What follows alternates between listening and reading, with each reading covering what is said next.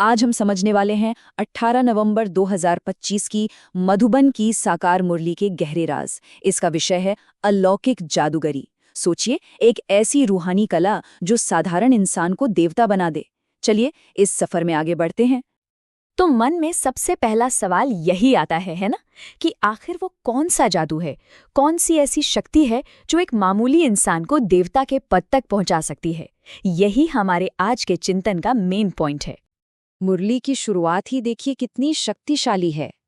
ये हमें बताती है कि वो रूहानी जादूगर कोई और नहीं, बल्कि वो आत्माएं हैं जो इस ज्ञान मार्ग पर चलती हैं। मतलब ये कोई हाथ की सफाई का खेल नहीं, ये तो चेतना का, पूरी सोच का ट्रांसफॉर्मेशन है। तो चलिए इस अलौकिक जादूगरी को थोड़ा और करीब से देखते हैं, समझते हैं कि इसका असली मतलब क्या है और ये काम कैसे करती है। देखिए, ये जो अलौकिक जादू है ना, ये 3 मजबूत पिलर्स पर खड़ा है। पहला है ज्ञान, यानी ये समझना कि मैं कौन हूँ, ये दुनिया कैसे चलती है। दूसरा है योग, मतलब अपनी बुद्धि को, अपने मन को एक परमात्मा से जोड़ना। और तीसरा है पवित्रता, मन, वचन और कर्म में पूरी तरह शुद्धता। जब ये तीनों मिल जाते हैं तब ये जादू होता है। ठीक है, अब ये तो समझ आ गया कि ये जादू क्या है, पर सवाल ये है कि इस बदलाव के रास्ते पर चलने के लिए करना क्या होगा। इस पढ़ाई की बुनियाद क्या है? इस पढ़ाई में पास विद ऑनर होने के लिए, मतलब सम्मान के साथ पास होने के लिए 3 बिल्कुल साफ कदम बताए गए हैं। पहला, अपना कनेक्शन हर किसी से हटाकर सिर्फ एक निराकार पिता से जोड़ो।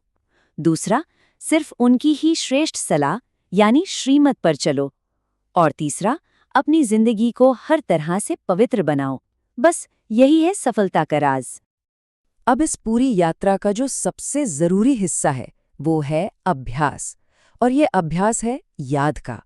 ये एक तरह से मन की कसरत है, जहां हमें अपना ध्यान पुरानी दुनियावी बातों से हटाकर एक नए रूहानी लक्ष्य पर लगाना है।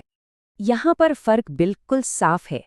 एक तरफ है ये शरीर और इससे जुड़े हुए सब रिश्ते जिनसे हमें अपनी बुद्धि का कनेक्शन काटना है, और दूसरी तरफ है वो एक पिता जिनसे हमें अपना इंटेलेक्चुअल कनेक्शन, अपना बुद्धि का योग जोड़ना है।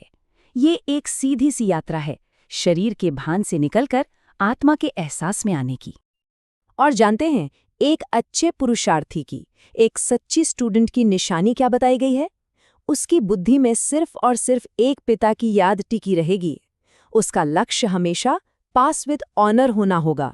और ऐसे ही स्टूडेंट्स विजय माला का मणका बनते हैं। हाँ, ये तो है कि आध्यात्मिक रास्ते पर चुनौतियां तो आती हैं, मुश्किलें आती हैं।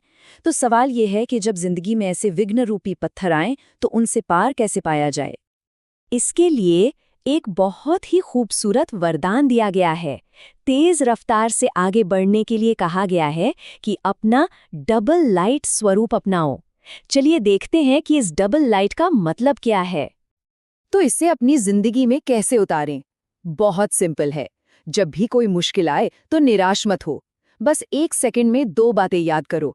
पहला, कि मैं एक आत्मा हूँ, एक ज्योति हूँ, मतलब बहुत हल्की। और दूसरा, कि मैं इस दुनिया में सिर्फ एक निमित्त एक्टर हूँ। इस डबल हल्केपन की स्टेज में आकर मुश्किलों पर जंप लगाना है, रुकना नहीं है। अब हम इस सफर के आखिरी पड़ाव पर पहुंचते हैं। देखते हैं कि इस पुरुषार्थ का फल क्या है। कौन कौन सी वो अवस्थाएं हैं जिन्हें एक आत्मा पा सकती है। सबसे पहली मंजिल है डबल सिरताज बनना। सोचिए, 2 ताज। एक ताज है पवित्रता का, जो रोशनी की तरह चमकता है, और दूसरा ताज है जिम्मेदारी का, दुनिया की सेवा का। ये पवित्रता और सेवा का एक सुंदर बैलेंस है। दूसरी जो मंजिल है वो है स्वदर्शन चक्रधारी बनना। इसका मतलब सिर्फ ये जानना नहीं कि 84 जन्म होते हैं, बल्कि अपने पूरे सफर को, अपने पास्ट, प्रेजेंट और फ्यूचर को साफ साफ देखना। ये है खुद को पूरी तरह से जानना।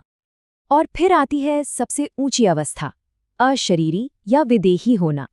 ये वो स्टेज है जहां आत्मा शरीर में तो है, लेकिन शरीर के होने के एहसास से, उसके बंधन से पूरी तरह आजाद है, अपनी असली आत्मिक चेतना में स्थित है।